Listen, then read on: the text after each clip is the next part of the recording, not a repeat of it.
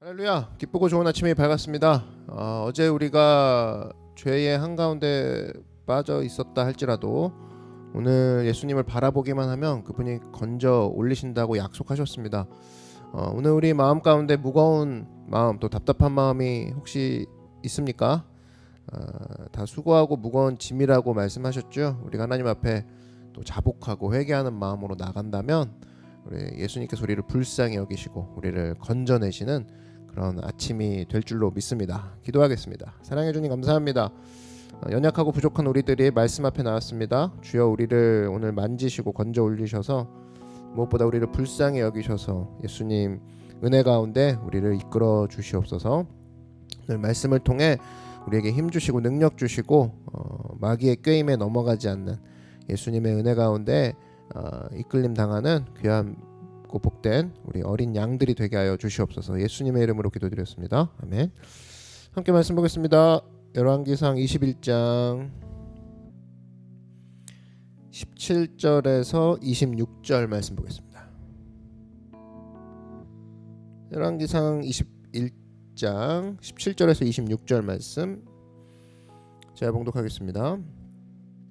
야훼의 말씀이 디셉 사람 엘리야에게 임하여 이르시되 너는 일어나 내려가서 사마리아에 있는 이스라엘의 아합 왕을 만나라. 그가 나봇의 포도원을 차지하러 그리로 내려갔나니 너는 그에게 말하여 이르기를 야훼의 말씀이 네가 죽이고 또 빼앗았느냐고 하셨다 하고 또 그에게 이르기를 야훼의 말씀이 개들이 나봇의 피를 핥은 곳에서 개들이 내 피 곧 내 몸의 피도 핥으리라 하였다 하라.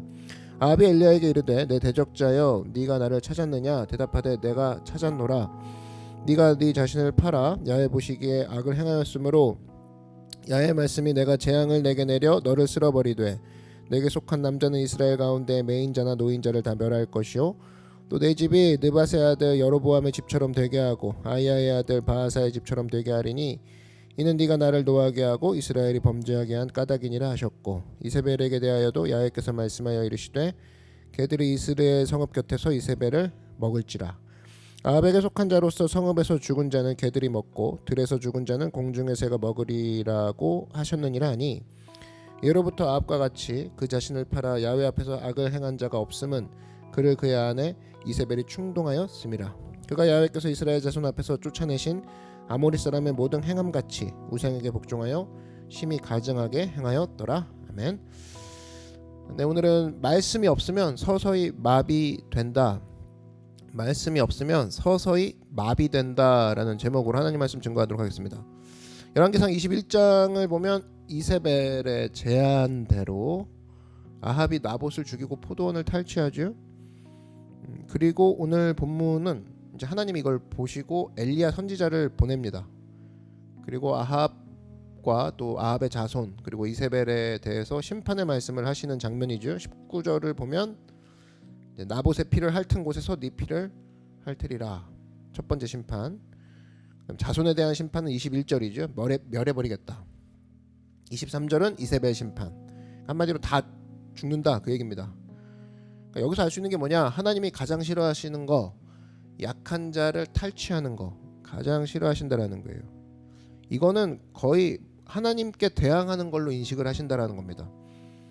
왜 그러느냐? 하나님의 마음은 항상 가난하고 약한 자들에게 가 있기 때문이다라는 거예요. 그래서 이 가난하고 약한 사람을 건드리는 것은 마치 하나님을 건든 것과 똑같다라는 겁니다. 그런 분노심을 가지고 심판하신다라는 거예요. 시편 9편 12절을 보니까 피 흘림을 신문하시는 이가 그들을 기억하시며 가난한 자의 부르짖음을 잊지 아니하시도다. 하나님이 가난한 자의 외침을 절대 외면하지 않으시고 갚아주신다. 이거죠. 그러므로 진짜 이제 우리가 지혜로운 사람은 뭐냐?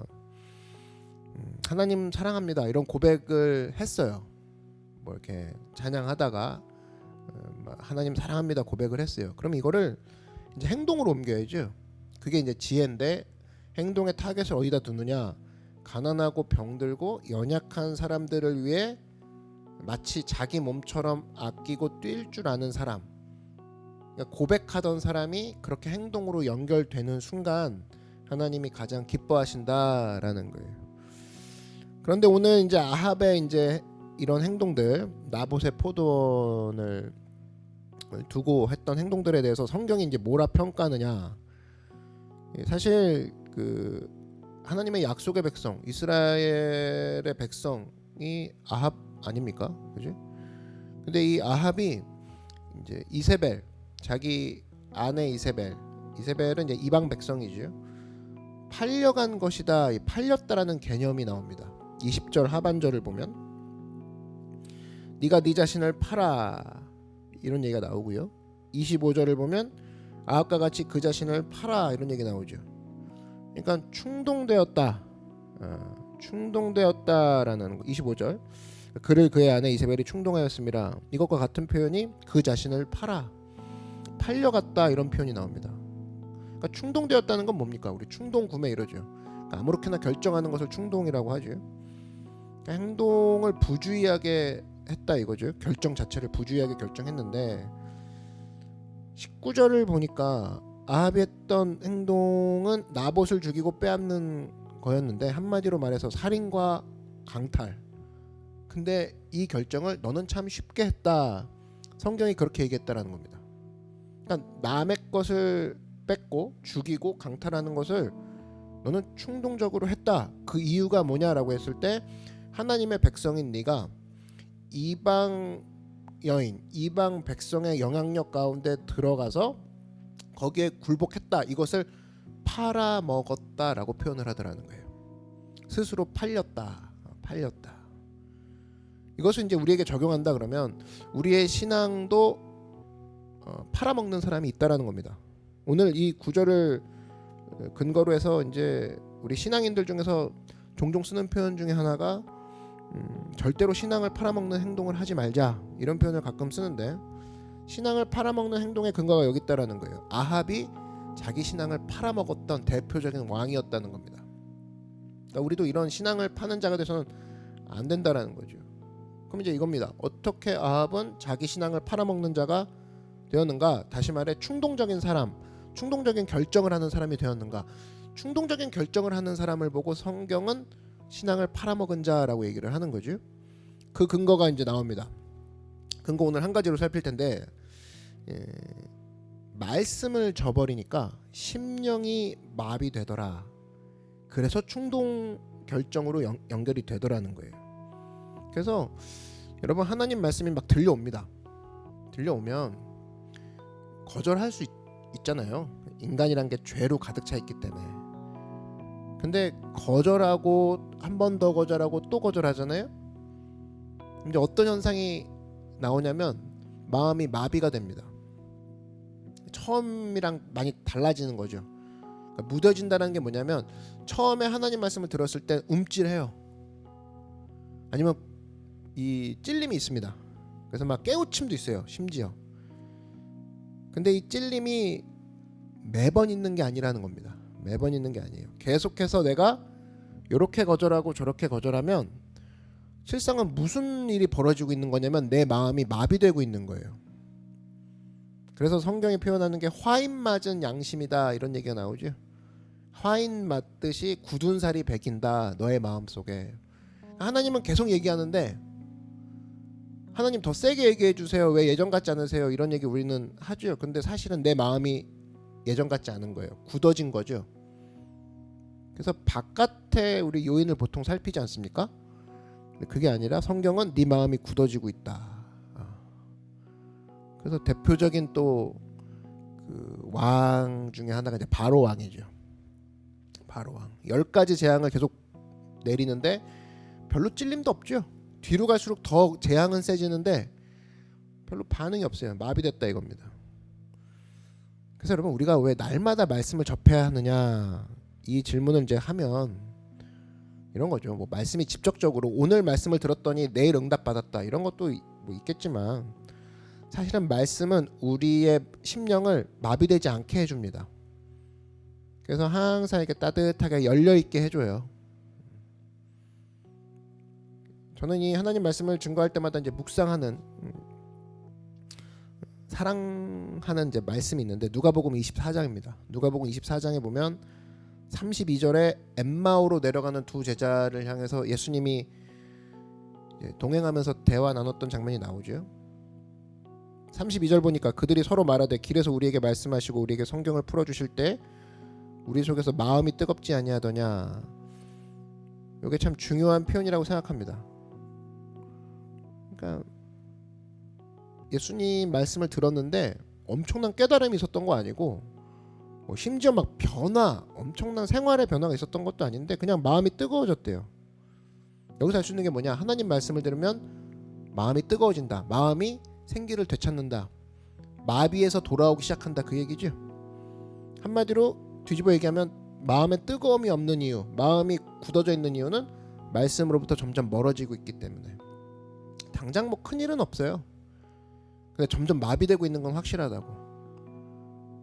근데 이제 반대로 말씀을 가까이 하면 이거 역시 뭐 당장 응답이 있을 수도 있지만 그런 게 없다 할지라도 서서히 따뜻하게 온기를 되찾아가고 있는 상황이라는 거죠. 가슴이 뜨거워진다, 심령이 뜨거워진다. 언제? 말씀을 가까이 할 때. 또 한 가지 45절에 가면 이제 이 제자들이 한마디를 더 하죠. 이에 그들의 마음을 열어 성경을 깨닫게 하시고. 여기서 이제 그 핵심이 나오죠. 마음을 열었더니 마음이 뜨거워졌더니 성경이 깨달아지더라. 여기서 알 수 있는 게 뭐냐? 깨우침 역시 마음이 열려야 된다. 마음이 열려야 된다. 그래서 하나님 말씀을 자꾸 들으면 뭐가 열리냐면 제일 먼저 마음이 열려요. 막 눈이 열리고 뭐 뇌가 열리고 이건 그 다음 문제라는 거죠. 그래서 여러분 하나님이 주시는 말씀, 그 말씀이 주는 능력은 여길 보면 이제 두 가지죠. 우리에게 뜨거움을 먼저 주시고 그 다음에 뜨거움을 가지고 마음을 열어주시고 그리고 마음이 열려야 그 다음에 말씀이 받아먹는다는 거예요. 보통 우리가 마음과 말씀을 분리합니다. 그래서 맨날 뭐 해석 알려달라고 그러고 마음이 안 열린 상태에서 무슨 해석 알려줘서 뭐 하겠냐는 거예요. 성경은 마음이 뜨겁지 않은데 알려서 뭐 이거 안다고 마음이 되겠니?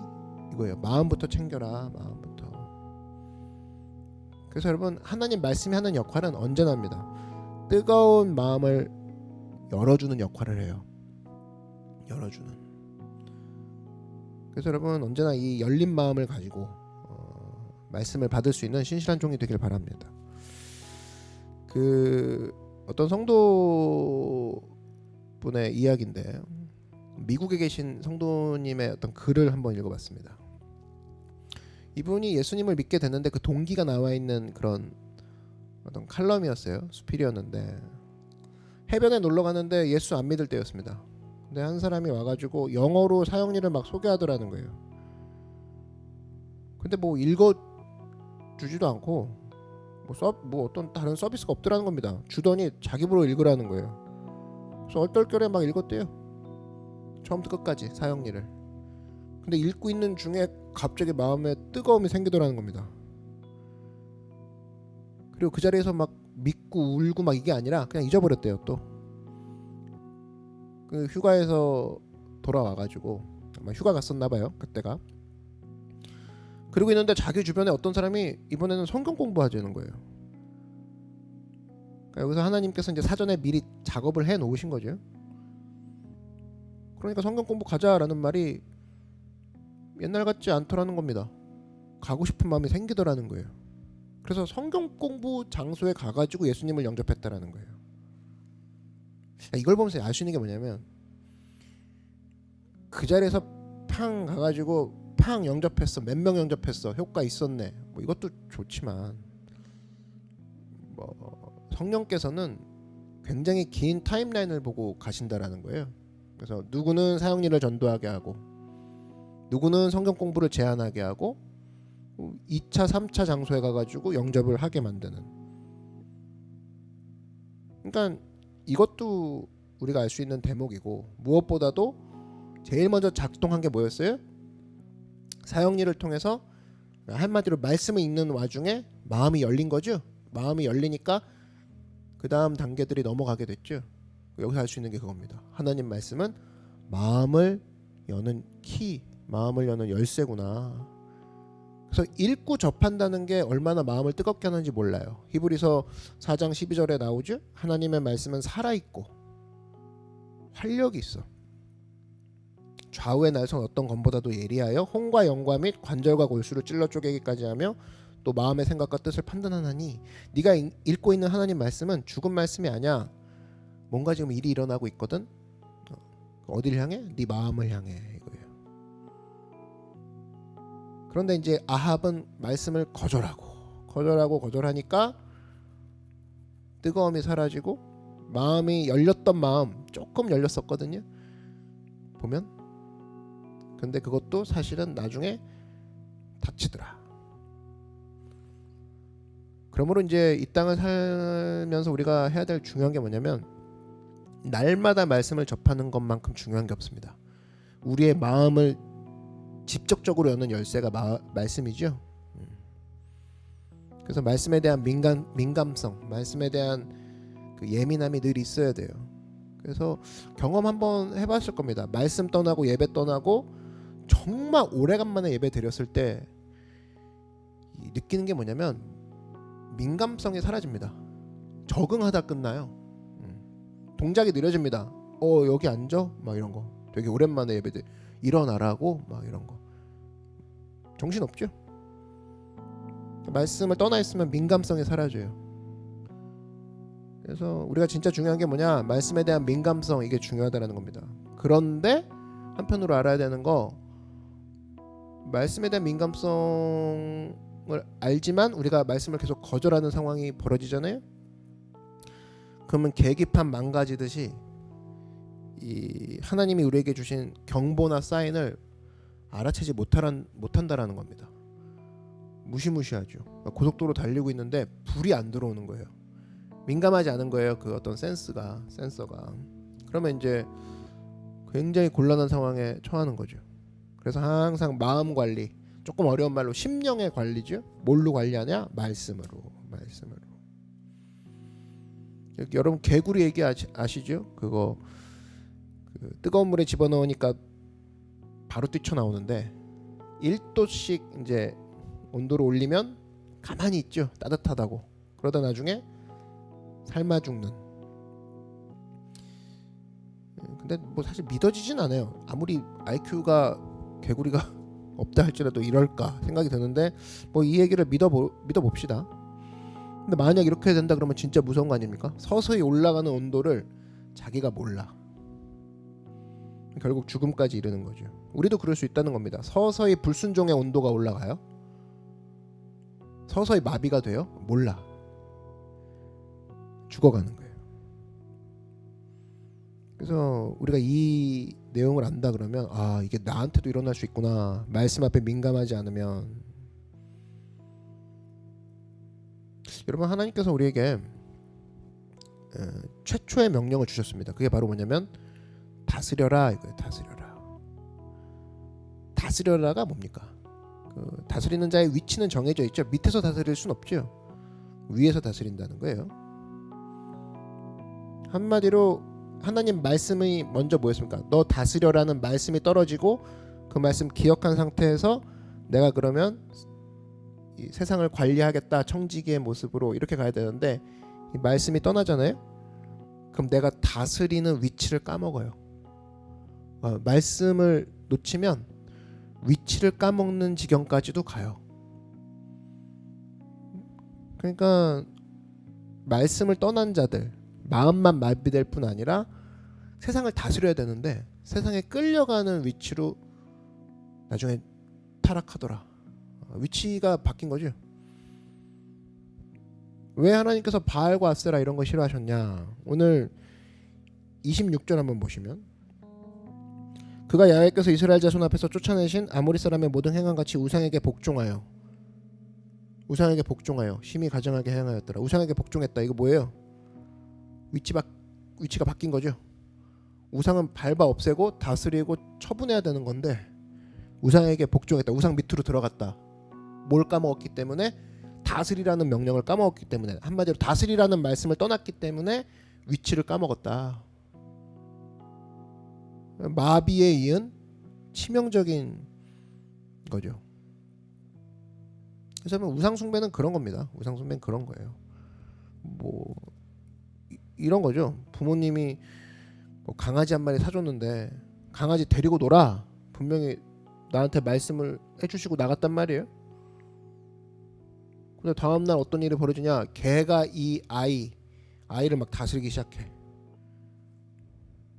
뭐 애가 밥을 먹어야 되는데 애보다 개가 먼저 밥상에 올라가서 지가 밥을 먹고 그 다음 애를 먹게 하고, 밤에 보니까 침대에는 개가 자고 있고 바닥에는 우리 아이가 자고 있고 막 이런 거 있죠. 그걸 보고 나면은 어떡 하겠습니까? 그 강아지를 데리고 온 부모가 우리 개는 리더십이 뛰어나 이러겠어요? 분노하겠죠. 발길로 차버리죠. 이놈의 개가 지금 어디 와서 지금 주인 노릇하냐고. 그리고 또 아이한테도 한마디 하겠죠. 야, 너 엄마가 개랑 놀랬지? 개를 모시고 살랬어? 한마디 하겠죠. 근데 우리가 지금 이루고 있다라는 거예요. 강아지를 다스리고 놀아라 했는데 강아지한테 절하고 있고, 강아지랑 위치가 바뀌어 있고, 그런 거. 우상 숭배는 그런 거예요. 간단한 거죠. 위치가 바뀌는 거예요. 여러분도 마찬가지입니다. 하나님이 돈 쓰라고 주셨죠? 쓰라고 주셨는데 끌려가는 사람이 있어요. 우상 숭배하는 거예요. 지금 위치 바뀐 거예요. 뭐가 사라진 거예요? 돈을 다스리라는 그 말씀이 사라지니까 돈에 끌려가는 거예요. 젊음 뭡니까? 젊음을 다스리라. 그런 명령을 주셨죠? 젊음도 다스리는 거에 소재죠. 근데 젊음 가지고 엉뚱한 데 가서 쓰고 있는 사람 있죠. 젊음은 탕진하고 막. 그럼 이제 누가 제일 안타까워하냐? 하나님이 안타까워하죠. 너 젊음, 너 돈 다스리라고 줬는데 거기에 끌려가고 있다고? 너무 안타깝구나. 이제 그 얘기를 하시는 거예요.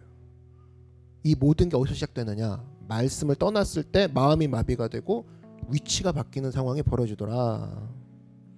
한마디로 어리석어지더라라는 겁니다. 오늘 이 아합의 내용을 보면서 한 왕이 말씀을 떠났을 때 어떻게 마비되고 어떻게 위치가 바뀌어져 있는지를 우리 살펴봤습니다. 우리는 이렇게 살면 안 되겠죠? 주님 항상 마음이 뜨겁게 원합니다. 뭐 소리 지른다고 뜨거워지는 거 아니죠? 말씀이에요. 말씀이 뜨거워진다는 건 뭐냐? 항상 말랑말랑하게. 하루아침에 말랑말랑 안 되죠. 항상 주님의 말씀, 그러면은 나의 마음이 마비되지 않게 만드는, 당장은 아무 일이 안 일어나도 그죠? 그 말씀이 항상 나의 마음을 따뜻하게 해주는구나. 그것만 유지해도 우리 넘어지지 않죠. 그죠? 그리고 말씀이 항상 내 가운데 있어서 모든 거의 위치를 제대로 하게 해주죠. 말씀보다 사람이 위에 올라가는 일 없게 하고, 돈이 위에 올라가는 일 없게 하고, 재물이나 탐욕이 올라가는 일이 없게 하는 거죠. 항상 그런 것들은 밑에, 말씀보다 밑에 다스리는 거구나. 질서가 잡히는 거죠. 여러분, 이런 축복이 오늘 예배드린 모두에게 있기를 소망합니다. 기도하겠습니다. 사랑해 주님 감사합니다. 말씀으로 우리의 마음이 뜨거워지는 것을 항상 유지하기 원합니다. 마비되지 않게 원합니다. 말씀으로 인해서 우리 심령이 건강해지고 우리 심령 가운데 날마다 예수 그리스도의 뜨거운 마음, 또 위치를 잘 다스리는, 위치를 잘 선정하는, 그래서 주님이 주신 명령을 잘 감당하는 우리 모든 청지기들, 하나님의 사명자들 되게 하여 주시옵소서. 예수님의 이름으로 기도드렸습니다. 아멘. 오늘 기도하겠습니다. 기도하실 때 여러분 대부분 기도 제목들이 또 위치와 관련된 걸 수 있어요. 막 탐욕이 내 인생보다 막 기어오르려고 하고, 돈에 두려워하고, 환경에 두려워하고, 저 기어오르는 거죠. 위치 싸움을 합니다. 그랬을 때 말씀으로 다스리시고, 하나님 내 마음 가운데 먼저 주님과의 관계, 주님과의 위치, 이게 먼저 바로 서게 하여 주시옵소서. 그러므로 말미암아 예수님의 첫사랑 말씀의 회복 있게 하여 주시옵소서. 이 마음을 가지고 우리 주님의 이름 한번 부르고 다 같이 통성으로 기도하겠습니다. 주여, 사랑해 주님 감사합니다. 우리의 마음이 먼저 마비되지 않도록 말씀 가운데 날마다 하나님 따뜻하고 부드러운